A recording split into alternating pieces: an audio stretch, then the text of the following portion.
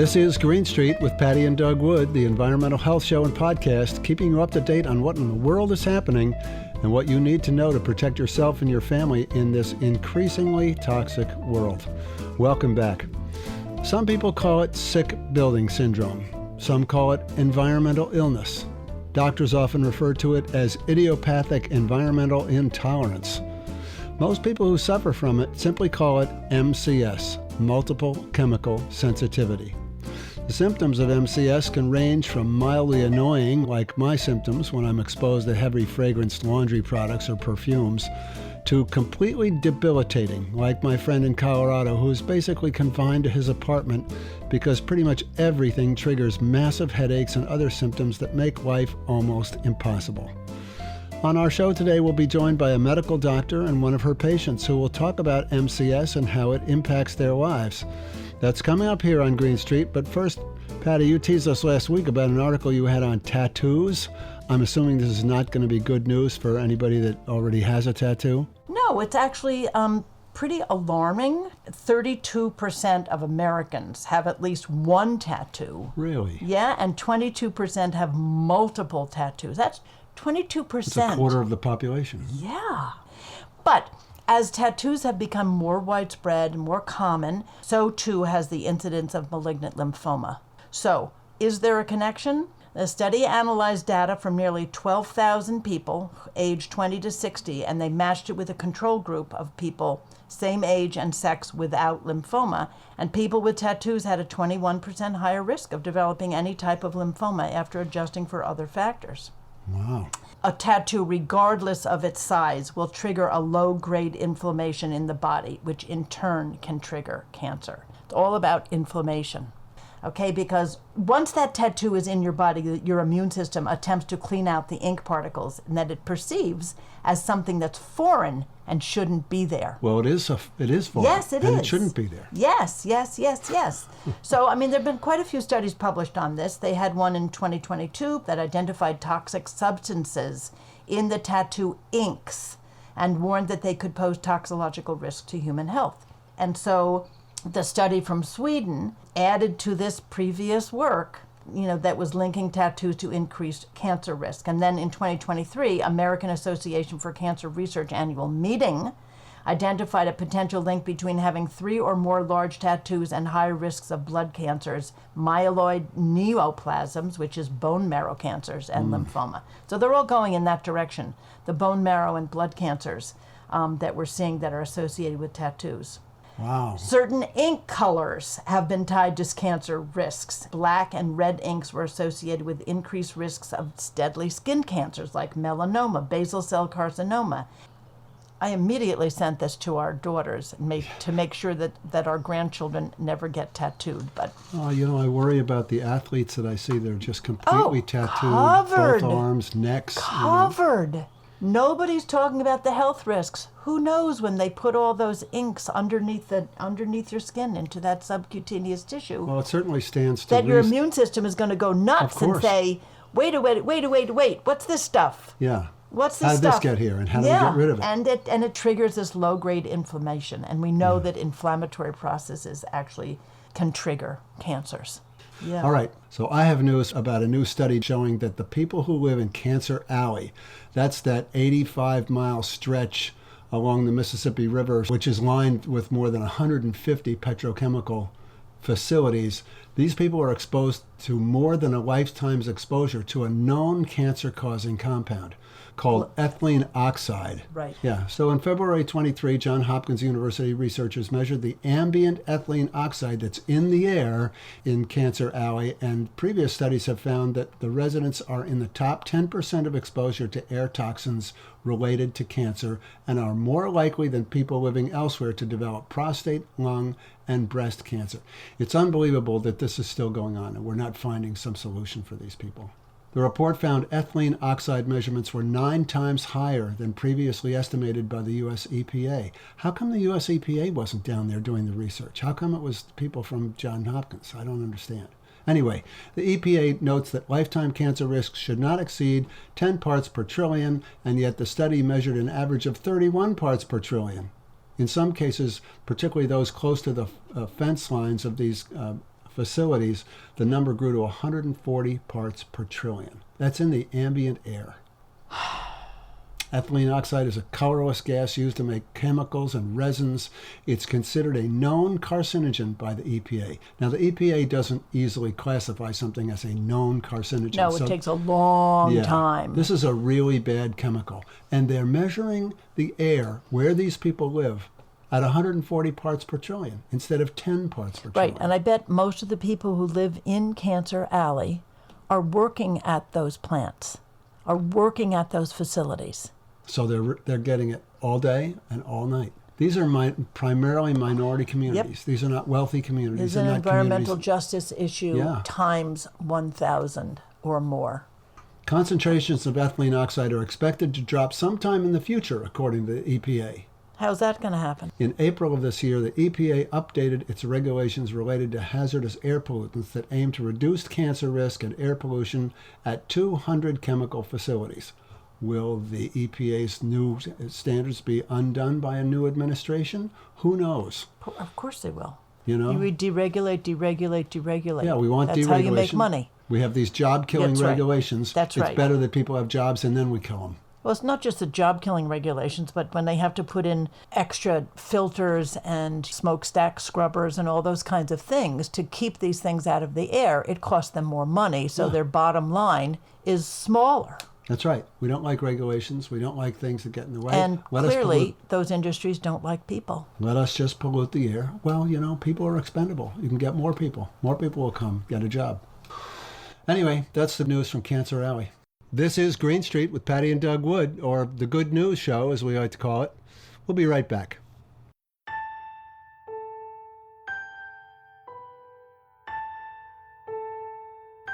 We live in a world increasingly filled with chemicals. We eat them, we drink them, we spray them around our homes or apartments, we wash our dishes and clothes in them. They're in our cars, our buses, trains, airplanes. They're in the fabric of our sofa and the housing of our computers and TVs. Chemicals are in everything, everywhere, all the time. So if you're one of the growing number of people who are sensitive to chemicals, the world can be a very difficult place to navigate. Today on Green Street, we're delighted to speak with Dr. Ann McCampbell and Susie Molloy, both of whom have multiple chemical sensitivity, or MCS. We started our conversation asking Dr. McCampbell to define MCS for us. It's a medical condition where somebody becomes sensitized to chemicals and has a kind of variety of reactions, not necessarily typical poisoning or toxic reactions. And, you know, there is a published consensus definition that was published in 1999 that really still holds, where MCS is defined as a chronic condition involving multiple organ systems in which low-level exposures to multiple chemically unrelated substances cause symptoms. And these symptoms improve or resolve when a person is no longer exposed to these chemicals. So what kinds of things can trigger an MCS event? Things that provoke, reactions are often perfume, pesticides, car exhaust, smoke of any kind, asphalt and new building materials and stuff like that. And then symptoms often are, headache, fatigue, body aches, dizziness, irregular heartbeat, we have shortness of breath and respiratory problems. Metallic taste in the mouth is, in a way, pretty telling. Don't really get that with much of anything else. And sometimes because of kind of altered brain chemistry, people can have emotional outbursts and things like that. And the way I conceive of this is that it is a neurological problem. I do believe it's the limbic kindling, that's part of the brain. And it's almost like a seizure in that some small trigger sets off something. There's some cycle that gets going, and usually it is from a chemical exposure or collection of exposures that kind of sets the scene for having the sensitization situation. And then tiny amounts, either from breathing it in, ingesting it, can come through the skin, can be injected, could be, medications and foods or chemicals as well. And then it sets off a reaction.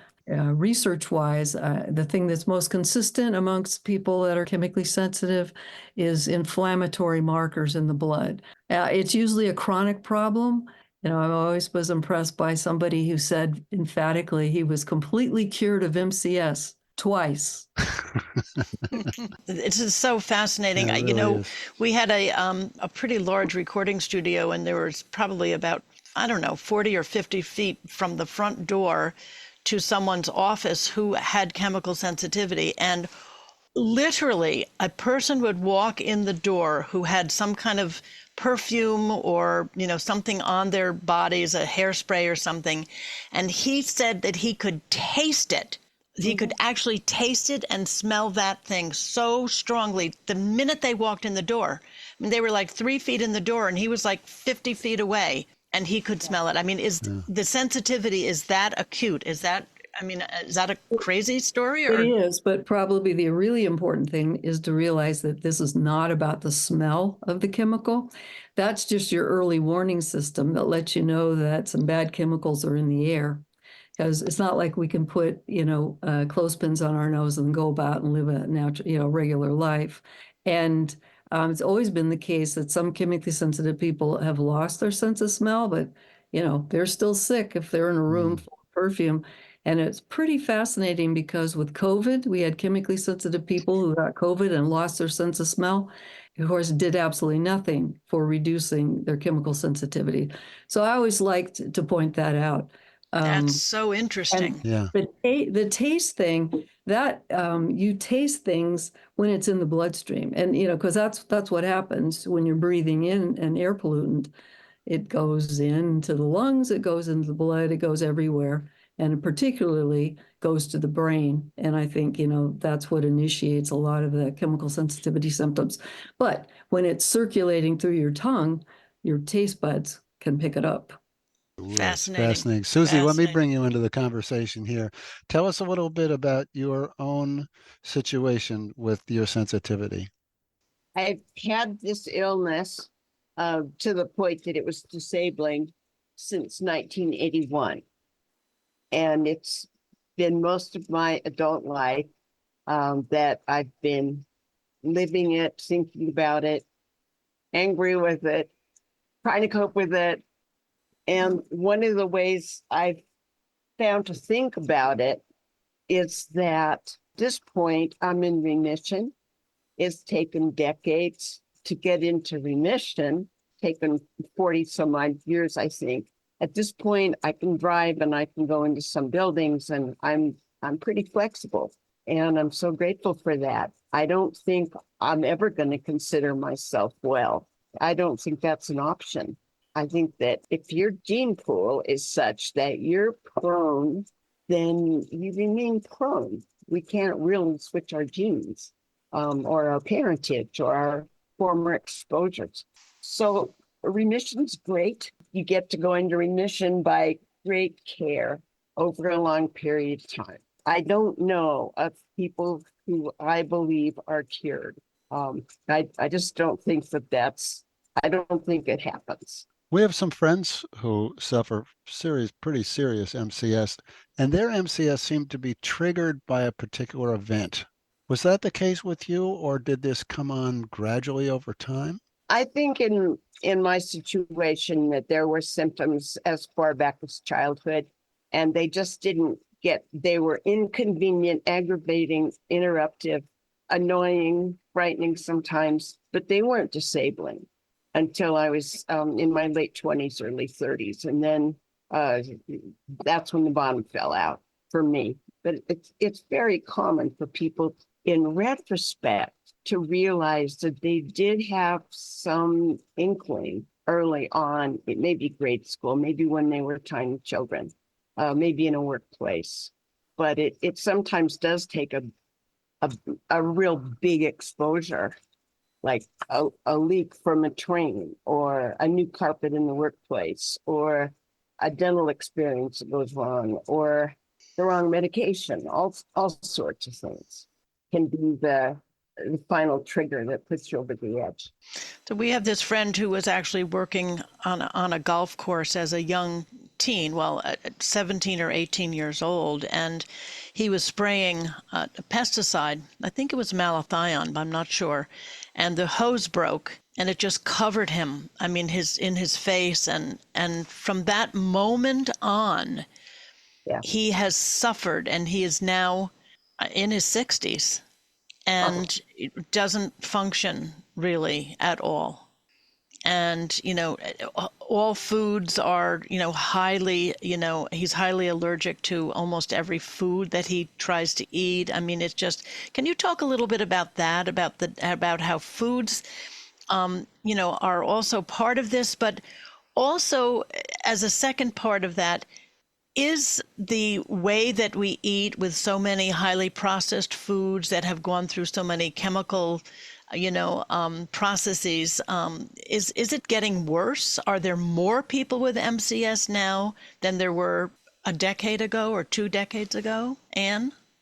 Yeah, there's a lot of questions that you just I know, sorry about that. Patty likes to ask I'd like to give- multifaceted questions. Yeah, absolutely. Yes. 1, Yeah. 2, 3, all in one. Pick what you want to It's answer. interesting. I mean, Ann Steineman done a lot of epidemiological surveys and prevalence surveys showing like 23% of the population in the US, she's also done them in other countries, now say that they're reactive to common chemicals. And 10 years prior, she had done essentially the same study, and it was like 11%. So, it could be that it's actually the prevalence of some chemical sensitivities, not necessarily the disabling form, but, that people are noticing that may have doubled like in the last 10 or 15 years. Mm-hmm. The other question was about crud and food, is kind of what I got. I think, yes, oftentimes people start their career in multiple chemical sensitivity after all the things that Susie said, a carpet or, some exposure. But I think the general theory is that that can be the thing there's the straw that broke the camel's back, that people kind of tolerate, exposures in their lifetime, and they tolerate it and they tolerate it. Then there's one more that just sets things off. So the amount of like contaminants in food would contribute to somebody's risk of sort of coming down with this. I think pesticides is really key for the chemical sensitivity thing. And we're all exposed to those in all sorts of various ways. And then again, something tips the scale. For me, I sort of slowly wound down and was having more trouble with food. And eventually the event that just put me over the top was actually eating some supposedly hypoallergenic protein powder. So, and that just shot my circuits. I just felt like somebody had ripped the skin off of my brain, and every little molecule that went by, I was reacting to, where the week before I wasn't. So, Susie, you mentioned that you were able to drive now and you're able to go to a store now. What was it like before? Isolation, fear, not knowing if I was going to get better or worse. The isolation was, I think, the worst of it for me. Even, that was way worse than the pain or impairments physically. It was not knowing what the future would be and feeling so alone. And what saved me was support groups, finding out that there were a lot of people who had this disease. I'd never heard of it in my life before I was disabled by it. At this point, the focus of my work is attempting to help people with their rehabilitation. Lots of times that includes getting some stamina and flexibility back. It doesn't include getting so-called well. It includes things like figuring out how to make do with what we have. Just like if you had broken legs, you would learn to function with different kinds of appliances or assistive technology, or you change your expectations about what's going to be possible in your life, and you would learn to cope with it or not. And I think we're the same way. We are going to have our environment become very, very unwelcoming to us. And then we have to make alterations in our own lives and what we do where we go, who we want to be friends with, even what we expect of standard setting agencies, and learn to be on our own in decision making. And I think that's so key. But the rehab component is the one that I see as a place where I do have something to offer. And it's of value to some people and not necessarily others. If they're still going through the stage where they think there's a medical cure, they won't be interested in the skills I've developed, or they won't see a value to it. It looks pretty meager, the way that I've learned to live and my relationships with people. It matters a great deal to me, the rehabilitation part. A lot of people who suffer from this say that their family members don't understand it, that they think maybe it's all in your head and that it's not really a physical thing that you are feeling or suffering from. Do a lot of the people that you work with and I don't want to say hang out with, but have stories about family members like that? More commonly than not. So some of us have family members who decided eventually that if we were going to be a functioning family at all, that we would have to learn some respect for what was happening to my body. Just like if you have a family of mountain climbers or hikers or water skiers, and one person in the family can't do that anymore, included in some things. Right. And I know some of us have family members who had enough experience with this so they could look back and say, my great aunt had that, and we didn't know what to make of it. Yeah. Or your cousin had something like that. And, she ran away. She left home as a young woman and we never saw her again. Just story after story after story of families that had some big hints in advance. And one of the things I think I would love to see happen for us, and like I said, medically help would be wonderful, but I think we could do quite a bit with troubleshooting in advance of someone being disabled. If there were early warning signs or symptoms that we respected as being pretty blatant and clear forerunners of this disease, the way it is for people with diabetes, you say somebody's thirsty all the time, they dropped an enormous amount of weight. This and that symptoms start to be pertinent, and somebody at the drugstore or the family member, or someone is going to, or reading an article, someone is going to say, gee, I wonder if you should get checked for diabetes. I've heard that can start this way. And that is a heck of a lot better, even though it could be thought of as bad news.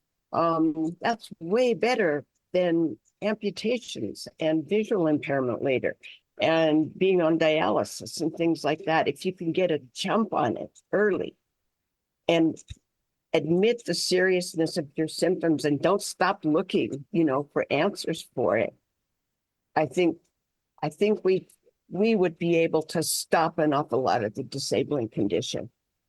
It doesn't have to get as bad as it gets, for your friends or mine or Ann's patients or any of the people we know who've just been devastated by it.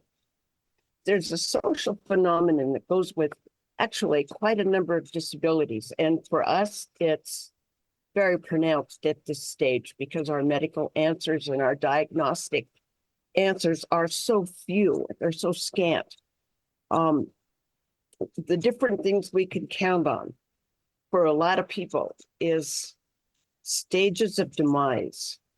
You don't feel well, you can't go into work.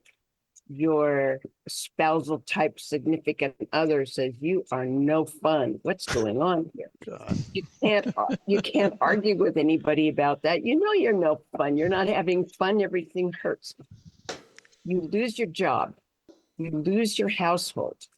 You lose your social connection. You can't go to synagogue or church or chanting or whatever it is that you used to enjoy doing for comradeship. That's out the window. It's gone.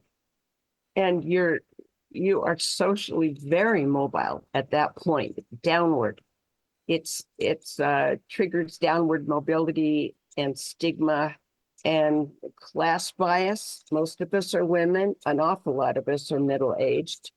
And all of a sudden, all the tricks that we used to do to try to be more appealing, or, little cosmetic tricks or clothing tricks, or the kinds of things that we used to do to be appealing, those are shot. They're gone. Those are just no longer available tools. There's a lot of things are like that. A number of us have had the experience of having to have a friend come in and take all our clothes and our books and our toys from childhood, or whatever it is that we've been dragging around for years that we think means I'm me and I'm still the same me as I've always been. That stuff's out of the house and probably given away. It's gone. It's just very isolating in that way. For me, it meant I couldn't go to clubs anymore. I couldn't go hear music anymore. I had to drop out of school, quite a number of things. And I had to rebuild who I am with no props, really. And what I had to work with was friends with the same disease. And we bonded very, very thoroughly to the roots. We're so reliant on each other. Yeah. Wow, this is very, very powerful. We're almost done, but Anne, did want to ask you, if you could snap your fingers and make it the way it should be, what would that look like? Wow. Well, first of all, MCS is accepted as a real illness. And actually, I do put a plug in for my booklet I sell, which is an introductory booklet on multiple chemical sensitivities that some people do give to their doctors or their employers or their family members that helps them, to understand it. Mm. And basically, I'm just reminded of the bullet points I have at the end, which is others, the hope for the future is fourfold. Others will learn from people with MCS that many products commonly used today are not safe and will make efforts to reduce them from the environment. This will reduce the chance others will get sick and make the world more accessible for people with MCS. That MCS will become more widely accepted as a disability, and chemically sensitive people will more easily receive disability benefits, as well as accommodations they need to obtain safe housing, stay in the workplace, and participate in as many areas of life as possible. That MCS will be more widely acknowledged by the medical profession as real, as in a physiologic illness, and people with MCS will receive compassionate and appropriate treatment that is covered by medical insurance. And last but not least, more effective treatments will be developed. On my website, you can purchase the booklet, and my website is McCampbellMD.com. I have a lot of information there about MCS. I have some videos, and that's a place to start. Dr. Ann McCampbell and her patient Susie Molloy here on Green Street, talking about multiple chemical sensitivity, or MCS. Dr. McCampbell's website again is www.annmccambellmd.com. That's Ann with no E, McCampbellMD.com. That's going to do it for this edition of Green Street. Please join us next week and tell your friends about Green Street. We're trying to build our audience here so more people know about these subjects. I'm Doug Wood. Patti and I will be back next week with another edition of the show. Thanks for listening.